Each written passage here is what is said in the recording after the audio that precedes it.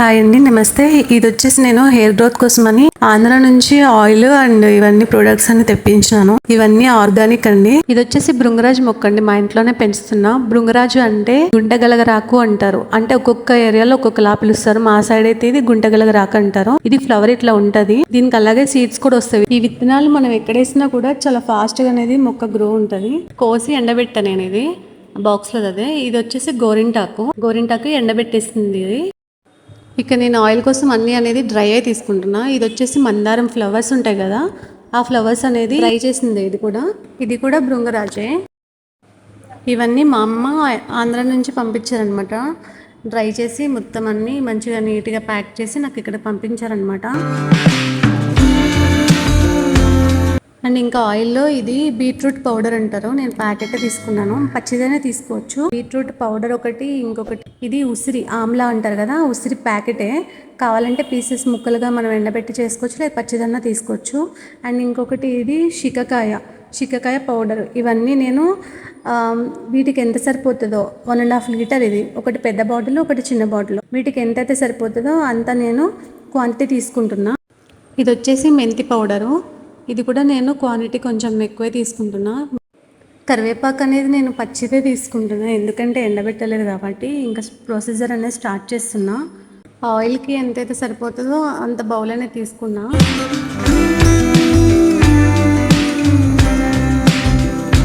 First అయితే oil వేసుకోవట్లేదు. First ఇవన్నీ వేసేసుకున్నాక, ఈ పౌడర్ కూడా వేసేసుకున్నాక, దానిపైనుంచి మనం వాటర్ పోసామంటే కొంచెం కొంచెం ఆయిల్ అనేది కిందకి వెళ్ళి మాడిపోకుండా మనకి ప్రొసీజర్ అనేది మెల్లగా స్టార్ట్ అవుతుంది. ఒకటేసారి ఫస్ట్ కింద ఆయిల్ వేస్తే ఏమవుతుందంటే ఆయిల్ తొందరగా హీట్ ఎక్కిపోతుంది, ఇవన్నీ మాడిపోతాయి అనమాట. ఇవన్నీ వేసుకున్న తర్వాత ఆయిల్ వేసుకున్నా. నేను 1.5 లీటర్ అనేది దీంట్లో వేస్తున్నా.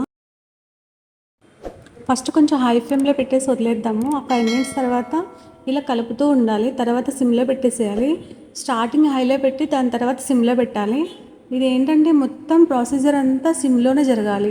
ఎక్కువ ఫ్లేమ్ పెడితే ఏమవుతుందంటే తొందరగా మసిలిపోయి మనకి ఆయిల్ అనేది తొందరగా ఆవిరే వెళ్ళిపోతుంది అనమాట. మనకి మెల్లగా స్లో ఫ్లేమ్లోనే దీని అనేది మగ్గనించాలి. అలాగే గరిటతో మనం ఇలా నొక్కితే ఏమవుతుందంటే ఆయిల్లోకి డిప్ అయ్యి మొత్తం దానికి ఉన్న రసం అంతా మనకు ఆయిల్లోకి వస్తుంది అనమాట. ఇప్పటి నుంచి మనం 5 మినిట్స్కి కలుపుతూనే ఉండాలి. ఈ ఆయిల్ ఆల్మోస్ట్ కంప్లీట్ అయిపోయింది.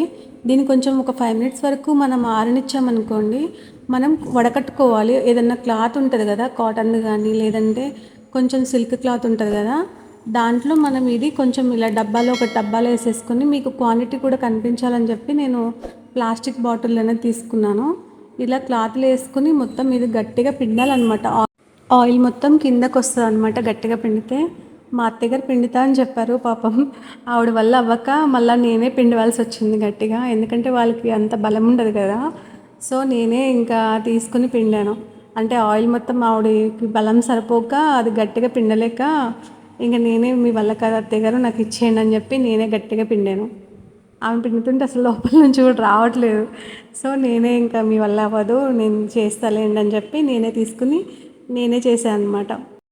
ఈ ఆయిల్ వల్ల చాలా బెనిఫిట్స్ ఉంటాయండి. ఏంటంటే మనకి డాండ్రఫ్ ఉండదు, ఇచ్చింగ్ ఉండదు, అలాగే హెయిర్ అనేది రీగ్రోత్ ఉంటుంది.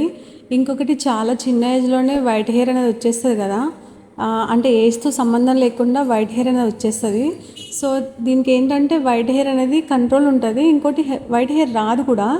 ఇప్పుడు ఈ మిగిలిపోయిన పిప్ ఉంది కదా, దీన్ని ఏం చేస్తా అంటే హెడ్ బాత్ చేసే ముందు కొంచెం హెయిర్కి మనం అప్లై చేసేసుకుని మాస్క్ లాగా అప్లై చేసేసుకుని మసాజ్ చేసుకుని హెడ్ బాత్ చేసేసుకుంటే ఒక 1/2 అవర్ అట్లా వదిలేసి హెడ్ బాత్ చేసుకుంటే మనకి దీంట్లో ఉన్న ఆయిల్ కూడా మన హెయిర్కి అనేది పట్టేసి మంచిగా మనం హెడ్ బాత్ చేయొచ్చు.